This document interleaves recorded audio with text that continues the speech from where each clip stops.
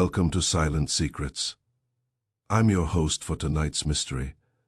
Today's tale begins with a quiet moment, a simple knock, a forgotten letter, and a truth that was never meant to be discovered. Chapter 1. Music in the cold. The café was warm when I recalled the night the carolers sang outside Hawthorne Square. The heat came not only from the coal fire glowing in the tiled hearth, but from the quiet hum of conversation, the clink of porcelain cups, and the faint aroma of roasted coffee beans that clung to the air like a comforting shawl. Outside, winter ruled with a firm hand. Snow pressed itself against the windows in delicate spirals, tapping now and then, as if hoping to be invited in. I sat opposite Hercule Poirot at our usual table near the wall, where he preferred to have a full view of the room. He was impeccably dressed, as always, his dark suit unwrinkled, his shoes polished to a mirror, like gleam despite the slush. Lined streets we had crossed moments earlier. His mustache, those famous, extravagant curves, had been attended to with particular care, as though order itself depended upon it. He stirred his coffee with precise movements, never once glancing at the spoon, his eyes instead resting thoughtfully on my face. "You are remembering something, my friend," he said at last. His voice was gentle, yet carried the unmistakable authority of a man accustomed to uncovering truths others overlooked. "I see it in your expression. The past has returned to tap you upon the shoulder," I smiled faintly. "It's the cold," I replied. "It always reminds me of that night at Hawthorne Square, the night the carolers sang." At this, Poirot's hand paused mid-stir. Slowly, deliberately, he set the spoon down, aligning it neatly with the saucer's edge. His interest, once awakened, was never subtle. "Ah," he said, "music in winter. A most curious thing. Go on." Hawthorne Square lay at the heart of the old district, a place where time seemed reluctant to move forward. The buildings there were dignified rather than grand, their brick facades darkened by decades of soot and snowfall. Gas lamps lined the pathways, casting a golden glow that softened sharp edges and transformed ordinary streets into something almost theatrical. That night, the snow had fallen steadily since dusk, blanketing the square in white. I had been walking home, collar turned up against the wind, when the singing began. At first it was distant, barely more than a whisper carried on the cold air. A melody, hesitant yet unmistakably human, threading its way between the silent trees and shuttered windows. I stopped beneath a bare-limbed oak, listening. The voices grew clearer as I moved closer. There were 4 of them, perhaps 5, harmonizing with careful restraint. No instruments accompanied them. The song stood naked and vulnerable against the vastness of the night. Their breath formed pale clouds as they sang, each note trembling slightly, as though aware of how easily it might shatter in the freezing air. People began to emerge from doorways and side streets, drawn by the sound. Shopkeepers stepped outside, aprons still tied. Couples paused, mid-walk, hands clasped. Even the snow seemed to fall more softly, as if unwilling to interrupt. They stood near the fountain at the center of the square, its basin frozen solid, its stone figures capped with snow. The carolers were bundled in dark coats and scarves, faces shadowed by woolen hats.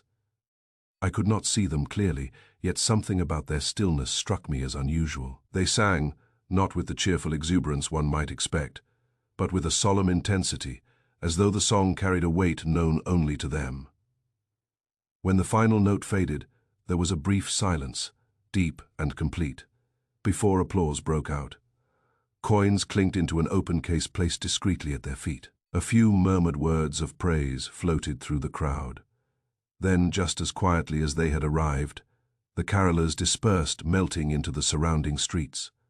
The square returned to its earlier stillness, though the song lingered in my mind long after. I had thought nothing more of it then. Poirot listened without interruption, his head slightly tilted, fingertips pressed together beneath his chin. When I finished, he leaned back in his chair. "You described the scene beautifully," he said, "but you have not yet told me why you remember it now." I hesitated. "Because," I said slowly, "3 days later, a man was found dead in Hawthorne Square." Poirot's eyes sharpened.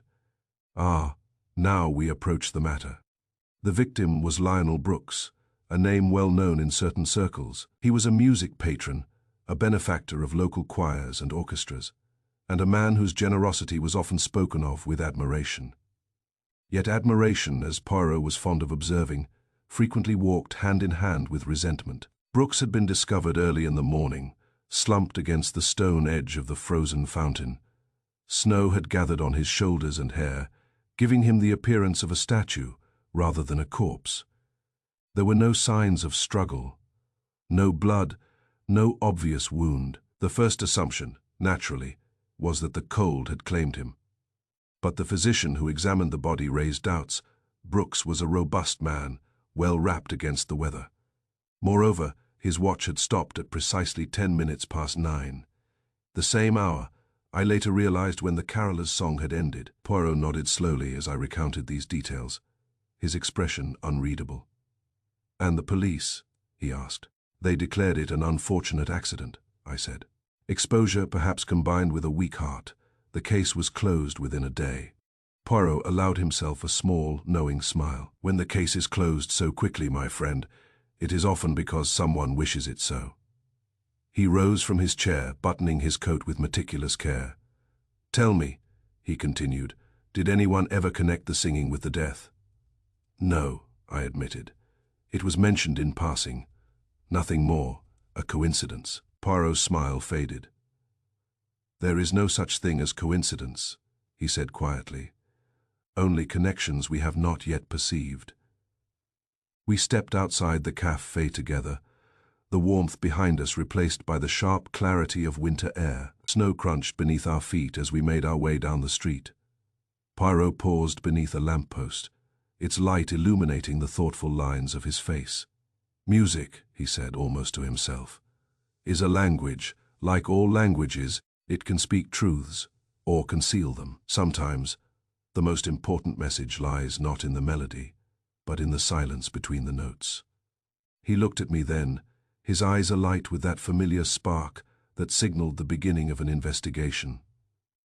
"I believe," he concluded, "that the night the carolers sang in Hawthorne Square holds more than a memory. It holds the key to a secret someone believed was safely buried beneath the snow." And with that, the quiet square of my recollection transformed, in my mind, into a stage set for tragedy, one where every voice, every pause, and every lingering echo mattered far more than anyone had realized at the time. Chapter 2. The silent singer the following afternoon. The sky above Hawthorne Square hung low and colorless, as though the city itself were withholding judgment.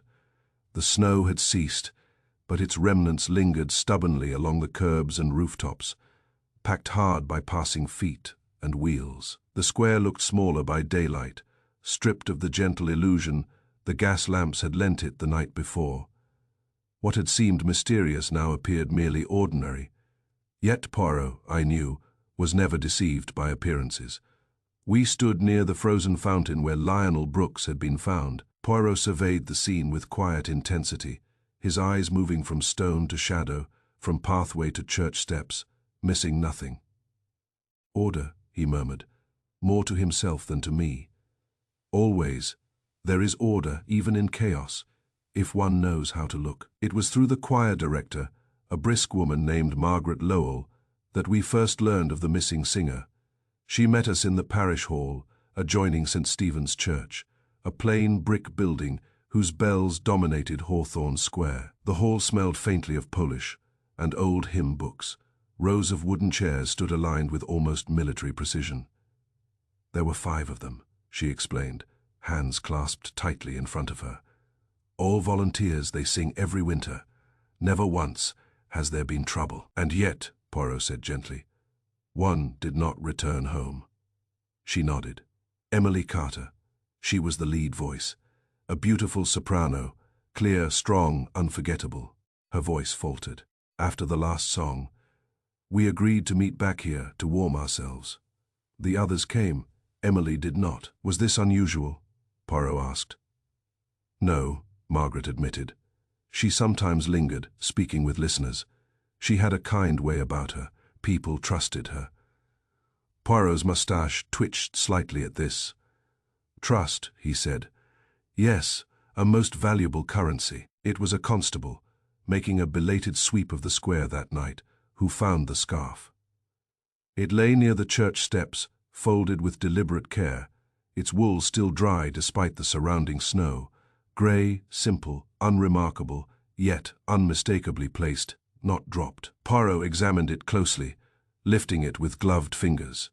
"You see," he said to me, "a woman vanishes into the fog, yet her scarf is folded as though set aside at leisure. Panic leaves disorder. Fear leaves traces. This is intention." Emily Carter's lodging was a modest room above a bakery, 2 streets away. The landlady, Mrs. Finch, received us with visible distress. "She never came back," the woman said, wringing her hands. "Her bed untouched, her things all here." Poirot asked to see the room. It was neat to the point of severity. A narrow bed, a small desk, a single chair. On the desk lay a stack of sheet music, carefully arranged. Poirot leafed through them, his brow furrowing. "These are not carols," he observed.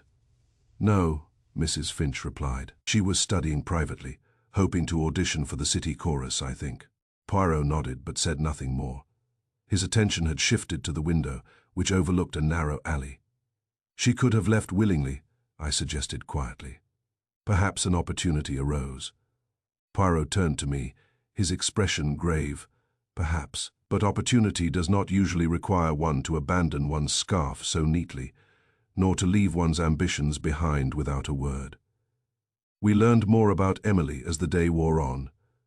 She was 26, unmarried, regarded as dependable and kind. She sang not for money, but for love of music. Yet even such lives, Poirot reminded me, were not without shadows. "Every human being," he said as we left the bakery, "possesses 2 selves. The one they show to the world, and the one they guard carefully. It is the second that interests me." By evening, rumors had begun to circulate. Some said Emily had quarreled with Lionel Brooks that night. Others claimed to have seen her speaking urgently with a man near the fountain after the singing ended. Poirot listened to each account with polite attention, storing them away like pieces of a puzzle whose picture he already suspected he knew. As we passed the church steps once more, the light fading fast, Poirot paused where the scarf had been found. "A voice," he said softly, "is a powerful thing. It can command attention, stir emotion, even mislead. But silence, silence can be far more dangerous." He looked toward the darkening square. Emily Carter did not simply disappear. She was removed. From the music, from the stage, from the story someone wished to control. And for the first time since the investigation began, I felt a chill that had nothing to do with the winter air. Chapter 3. A body at dawn. The news reached us just after sunrise, borne on the brittle air of a winter morning that had not yet decided whether to thaw or harden further. A messenger from the constabulary arrived at my lodging, his breath steaming as he spoke, his words tumbling over one another with barely concealed urgency. They had found her. Emily Carter lay behind the old community hall, a squat stone building on the far edge of Hawthorne Square, long past its days of dances and public meetings. Time had worn it down to quiet usefulness. Now it served mostly as storage and shelter from the wind. Few people passed behind it, fewer still at dawn. Poirot and I arrived as the pale light crept over the rooftops. Snow had been disturbed by many boots. Yet the ground immediately around the body remained curiously undisturbed, as though even those who discovered her had instinctively stepped back. Emily lay on her side, her hands folded loosely before her, her face calm, almost serene. There was no violence in her posture, no sign of resistance or fear etched into her features. She might have been sleeping, had it not been for the stillness that clung to her too completely. Poirot stood very still, his hat held respectfully in both hands. "So peaceful," he said quietly. "It is often the most troubling detail." The physician, Dr. Harold Myers, straightened as we approached. His expression was grave but composed. "No marks," he confirmed. "No bruising, no wounds, but this was no natural death." "Poison," Poirot said, not as a question. Yes, the doctor replied. Something subtle, fast, acting, but gentle in its effect. It would have caused dizziness. Then sleep, she would not have known she was dying. Poirot closed his eyes briefly, as though considering not the fact, but the intention behind it. "And the means?" he asked. The doctor hesitated. There was a faint trace of spiced wine on her breath, mulled. I would say sweetened, easy to mask bitterness. Poirot opened his eyes. "Mulled wine," he repeated. "A drink of warmth, comfort, something one accepts from a familiar hand." The implication hung heavily between us. The constable in charge pointed toward a nearby crate. "We found this beside her," he said. "Empty." The cup was plain, wooden, the sort sold cheaply at winter stalls. Poirot examined it, turning it carefully. "A communal vessel," he observed. "It belongs to no one, therefore to everyone." We learned then that Emily had not been alone. After the singing ended, several witnesses came forward, each offering fragments that refused, at first, to a line. A shopkeeper recalled seeing her near the fountain, speaking softly, with a tall man whose back was turned. A woman walking her dog remembered hearing singing again, just one voice, faint and drifting, somewhere near the community hall. "She sounded sad," the woman said. "Not like she had before." Poirot's gaze sharpened at this. "At what hour was this?" "Perhaps 10, the woman replied. "I remember because the bells had just finished. 10 o'clock, less than an hour after the carolers had dispersed."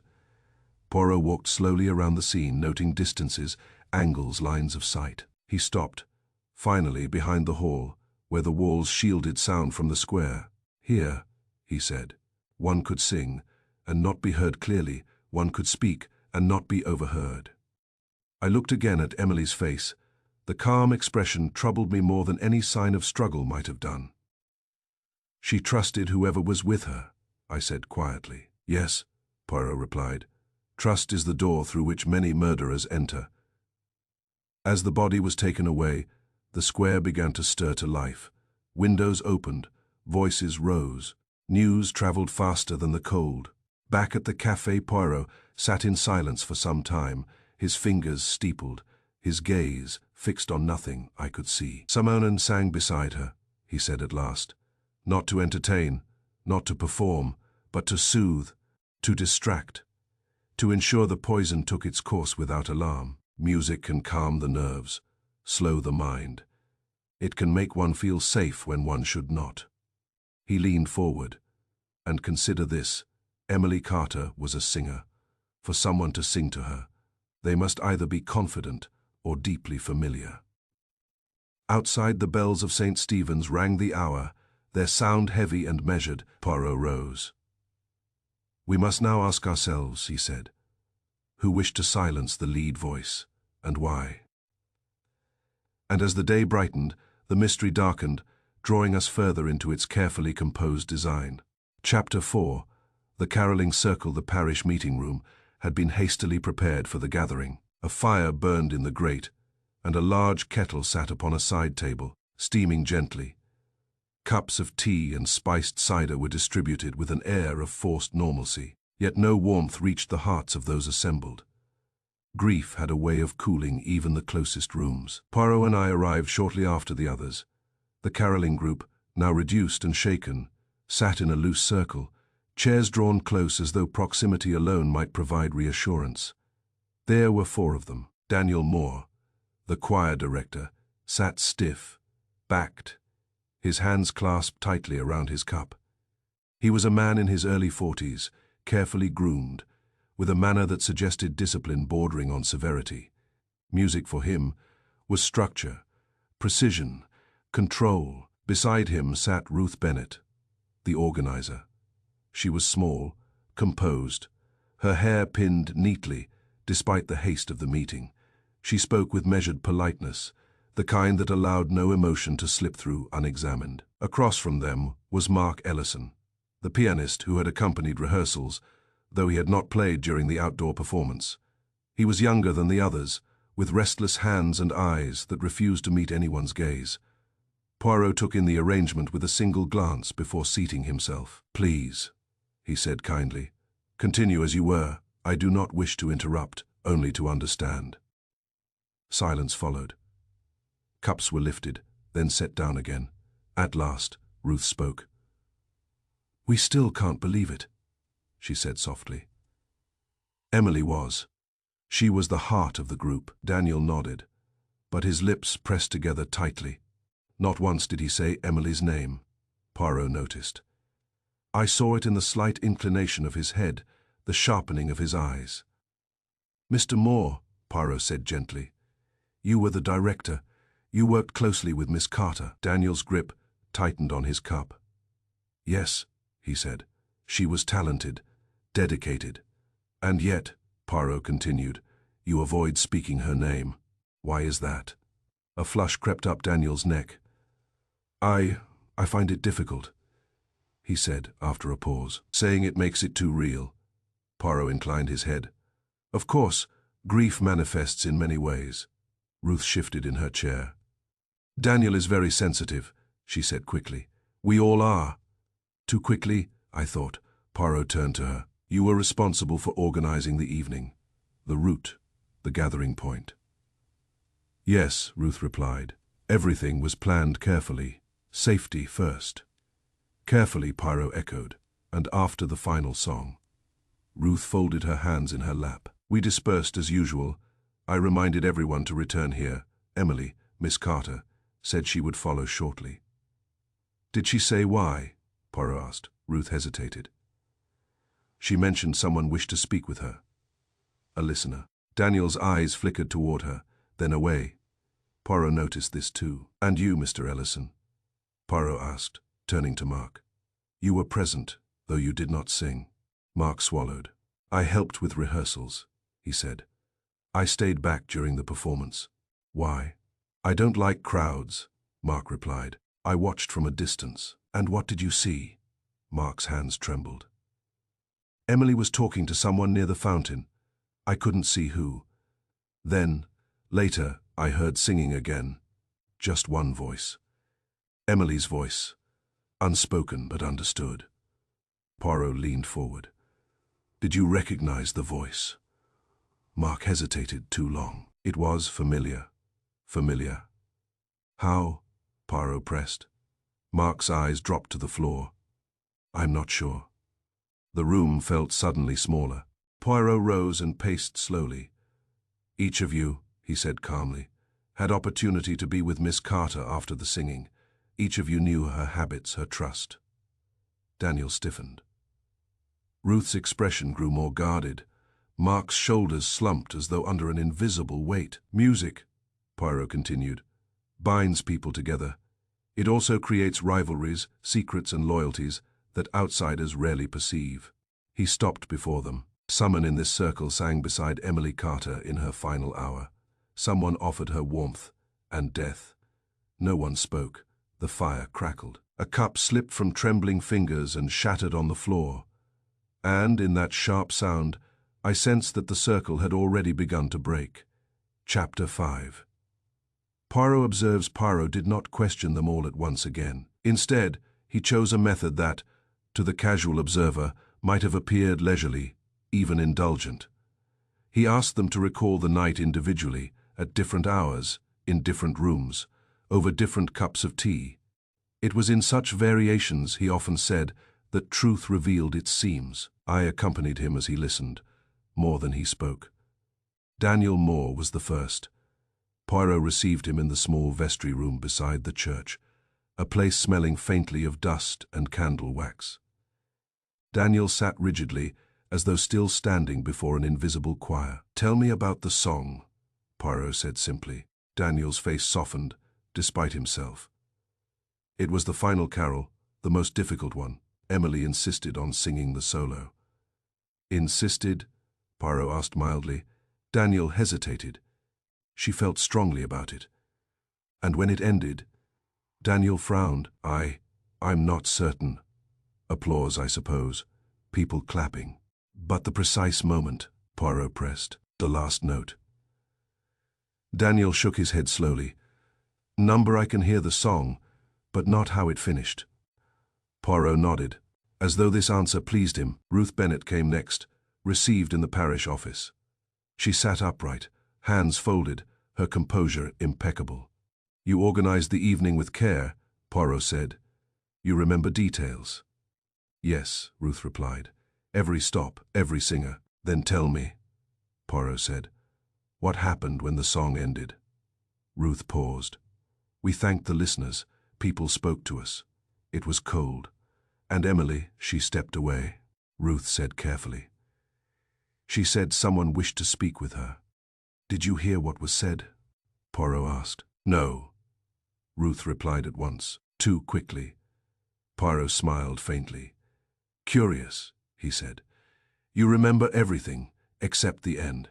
Finally, there was Mark Ellison. Poirot met him not at the church, but at the café overlooking Hawthorne Square. Mark sat hunched over his cup, staring into it as though expecting answers to surface. "You heard singing later?" Poirot said gently. "Yes." "Did you hear how the first song ended?" Mark looked up sharply. "No," he said. "That's the strange part. I remember the melody, but not the silence afterward." Poirot leaned back. "And before the second song," Mark swallowed, "there was an argument." I felt his tension ripple outward. A whisper. Mark continued. "Urgent. I couldn't hear the words. But the tone, Emily sounded upset. Not angry, more disappointed." "With whom?" Poirot asked. Mark closed his eyes briefly. "Someone she trusted." Poirot thanked him and sent him away. Later, as we walked slowly through Hawthorne Square, Poirot stopped near the fountain. Snow still clung to its stone rim, though footprints had softened its edges. "Do you see, my friend?" he asked. "They all remember the song," I said, "but none remember it ending." "Exactly," Poirot replied, "because the ending was interrupted not by sound, but by tension. A whispered argument shifts the mind, memory clings to emotion, not chronology." We walked on, toward the shadowed path, leading to the community hall. "Arguments," Poirot continued, "leave echoes. Even when the words are unheard, the feeling remains." Emily stepped away not merely to be polite, but because something unsettled her. "And the singing afterward?" I asked. Poirot stopped. "That was not performance," he said quietly. "That was reassurance, someone attempting to smooth the echo of conflict." He looked toward the dim outline of the hall. The murderer did not strike in anger. They corrected a mistake, and in doing so, they believed they had restored harmony. The bells began to ring the hour again, their notes lingering in the cold air. Poirot listened intently, until the final vibration faded. "Silence," he said softly, "is never empty. It tells us exactly where to look next." Chapter 6. The Altered Sheet Music. It was Poirot who asked, almost casually, whether Emily Carter's music had been examined. The question came as we stood once more in the parish hall, where the carolers' chairs still formed an imperfect circle. Sunlight filtered weakly through the high windows, illuminating motes of dust that drifted like faint echoes of voices long since stilled. "Her music," Ruth Bennet repeated, startled. "Why would that matter now?" Poirot regarded her with mild curiosity. "Because, madam," he said, "a musician expresses herself not only in sound, but on the page ink, like voice, can betray intention." Reluctantly, Ruth produced the choir's songbooks. They were kept in a narrow cupboard along the wall, neatly stacked and labeled. Each singer, it seemed, had been encouraged to mark their own copy with breathing cues, phrasing notes, reminders known only to the performer. Poirot leafed through them patiently, one by one. Most bore ordinary signs of use, penciled crescendos, underlined words, the occasional exclamation mark of enthusiasm. Then he stopped. "This one," he said quietly. Emily's book lay open to the final carol sung that night.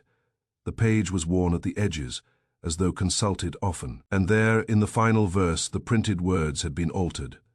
Not scratched out in haste, but rewritten carefully in pencil, the script neat and deliberate. Poirot traced the lines with a gloved finger. "This is not a musical change," he said. It is a substitution. I leaned closer. The revised words were subtle enough that, sung aloud, they would pass unnoticed by most listeners. Yet read carefully, they told a different story entirely, one of false generosity, hollow giving, and accounts that sang of charity while concealing absence beneath their harmony. "It's a message," I said slowly. "Yes," Poirot replied. "A confession, perhaps, or an accusation." Ruth's face had gone pale.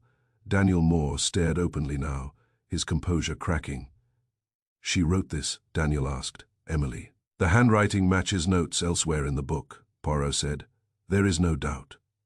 "And what does it mean?" Ruth demanded, though her voice lacked its earlier certainty. Poirot closed the book gently. "It means that Emily Carter discovered something she should not have. Funds raised through these caroling events, charitable donations, were not reaching their destinations." Silence fell heavily. Poirot continued calmly.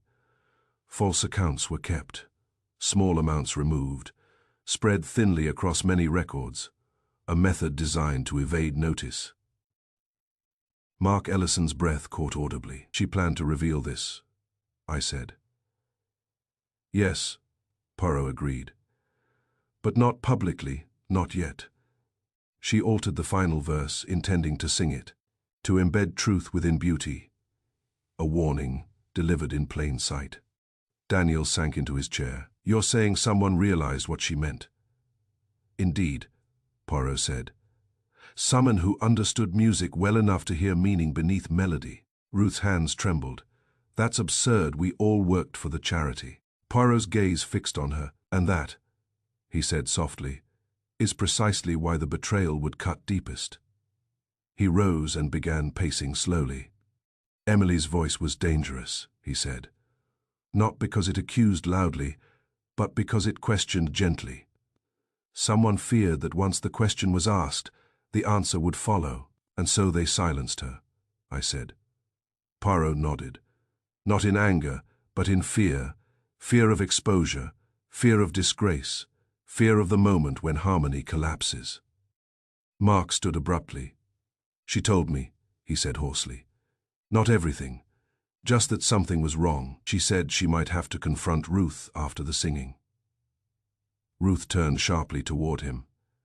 "You said nothing before." "I was afraid," Mark replied. "Afraid of being wrong." Poirot regarded him thoughtfully.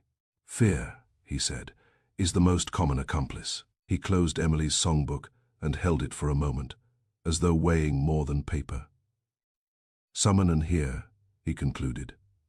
"Feared Emily's voice more than her silence, and that fear, mes amis, though it wears the mask of respectability, has already begun to sing its own confession." The room felt suddenly smaller, the walls closer, as though the altered notes had changed not only a song, but the balance of every soul within it.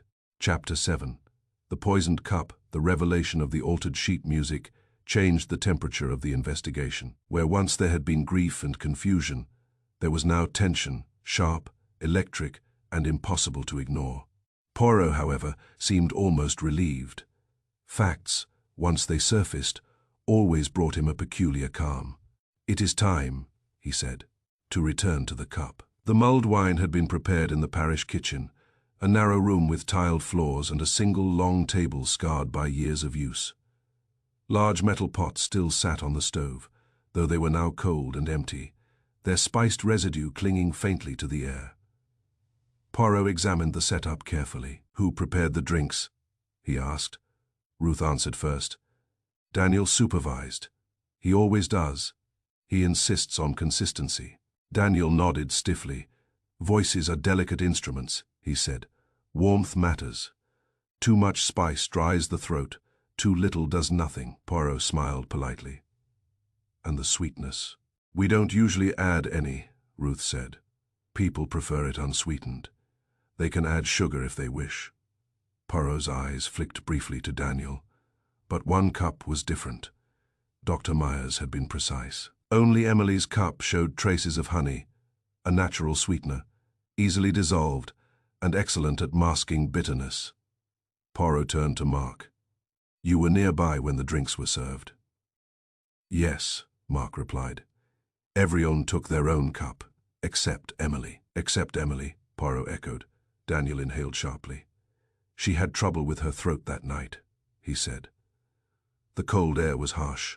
She mentioned it before we went out. And what did you do? Poirot asked calmly.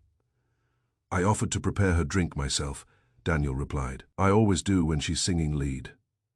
Poirot's gaze remained steady. Always? Yes, Daniel said. Honey helped soothe irritation. She disliked sugar, but honey was different. She trusted me to get it right. Trust again. Poirot lifted the empty wooden cup, now sealed as evidence. Only one cup contained honey, he said. Only one cup was prepared separately. Only one cup carried poison. Daniel's face had gone pale, but his posture remained upright. You are suggesting care was a weapon, he said. I am stating a fact, Poirot replied gently. Care is the perfect disguise. No one questions it. No one suspects kindness. Ruth broke in sharply. This is ridiculous. Daniel has devoted his life to music, to charity, and to control, Poirot said quietly. Daniel stiffened. Control, he repeated. Yes, Poirot continued.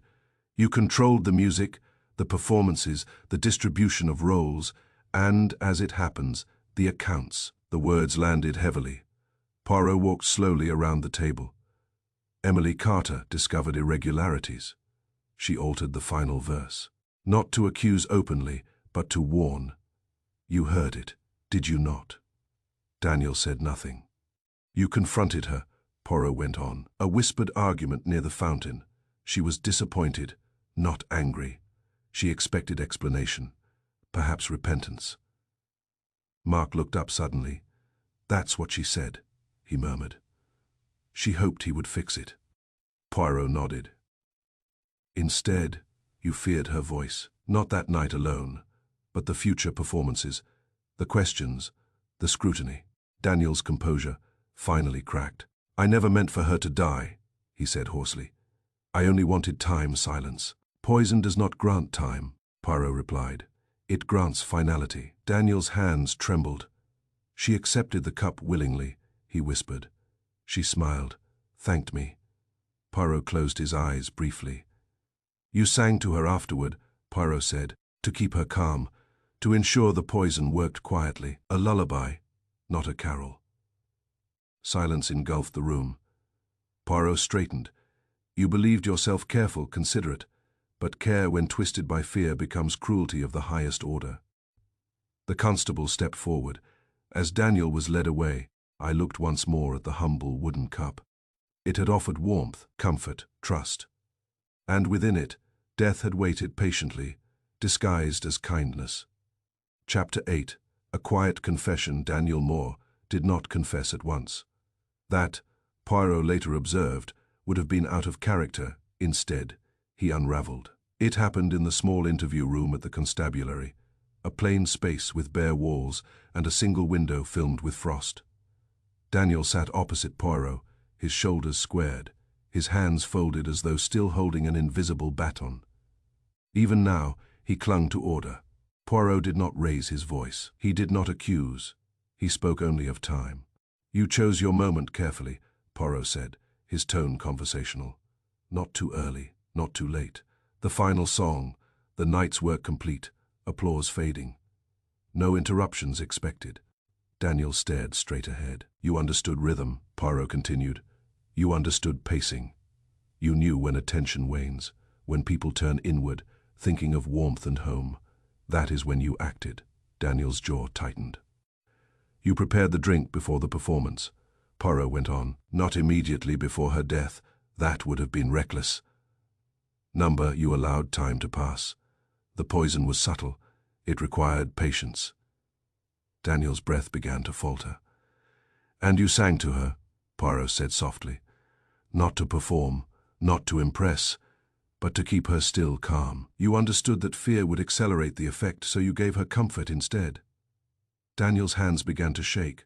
She trusted you, Poirot added. That trust was the final instrument you played. The room was very quiet, at last. Daniel spoke. She wasn't supposed to die like that, he said, his voice raw. I thought she would sleep. that I would have time to fix everything. Poirot inclined his head slightly. But time is the one thing poison does not grant. Daniel's composure collapsed then, as though a carefully constructed wall had finally given way. She told me she knew, he said, words tumbling out now, about the money, the missing funds. She wasn't angry. That was the worst part. She was disappointed. His voice broke. She said she planned to speak after the final song, not publicly, never that. She wanted to give me a chance. She said the truth could come out quietly if I chose to do the right thing. Poirot listened without interruption. She altered the verse. Daniel continued. I heard it. Not clearly, but enough. I knew what it meant. I panicked. You feared exposure, Poirot said gently. I feared ruin, Daniel replied. The choir, the charity, my life's work. I told myself I was protecting everything. And yet, Poirot said, you destroyed it. Daniel bowed his head. The poison wasn't meant to shock, he whispered. I couldn't bear that. I wanted it. Peaceful. Poirot's expression hardened, though his voice did not. Murder committed quietly is still murder. Outside, church bells began to ring the hour. Daniel flinched at the sound. She sang so beautifully, he said, even at the end. Poirot rose. Music ended that night, he said, but consequences, those have only begun. As Daniel was led away, the weight of the confession settled heavily upon us both. Later, as we stepped into the cold air of Hawthorne Square, the snow crunching beneath our feet, I looked once more toward the fountain, now bare and silent. It seems so small now, I said. The moment, the decision. Poirot shook his head. No, my friend, it was enormous, one choice. Perfectly timed, like a wrong note in a symphony, it cannot be unheard. The square lay quiet before us, emptied of song yet.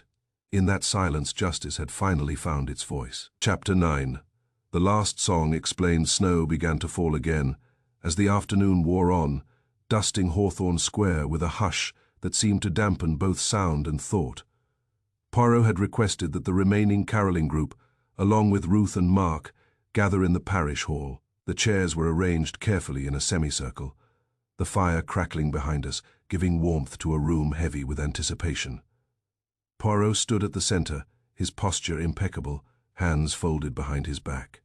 His eyes moved slowly over each face, measuring, weighing, and storing every nuance. My friends, he began, in a calm voice that brooked no interruption, we have reached the final note. It is now time to understand the last song, its melody, its harmony, and alas, its tragedy. He began with Emily Carter. Miss Carter, the lead voice, altered the final verse of her carol for one reason, to expose irregularities in the charity funds. Not loudly, not with accusation, but within the melody itself, a truth embedded so delicately that only those who listened attentively could comprehend it. The group exchanged uneasy glances. Poirot turned to Daniel Moore, whose face was pale, eyes downcast. And you, monsieur, understood perfectly. You recognized the message, the alteration. You also understood that if the truth were revealed, all would be laid bare, the accounts, your oversight, and the possible ruin of your reputation. Daniel swallowed audibly but said nothing. Poirot gestured to the sequence of events. The final song was completed. Applause faded, and Emily stepped away to speak quietly with you. Yes, a whispered argument occurred. It was not angry. It was measured, disappointed, urgent. The human mind, under emotion, recalls melody but not conclusion, and so the ending, her last steps, was blurred in memory. Ruth Bennett's fingers twitched slightly. Poirot's eyes found her. Even you, madame, remember the song, yet not its cessation. This is how careful planning obscures truth, like shadows falling on notes of light. Poirot picked up the wooden cup, held it delicately, and let the group examine it. Only one cup was sweetened with honey.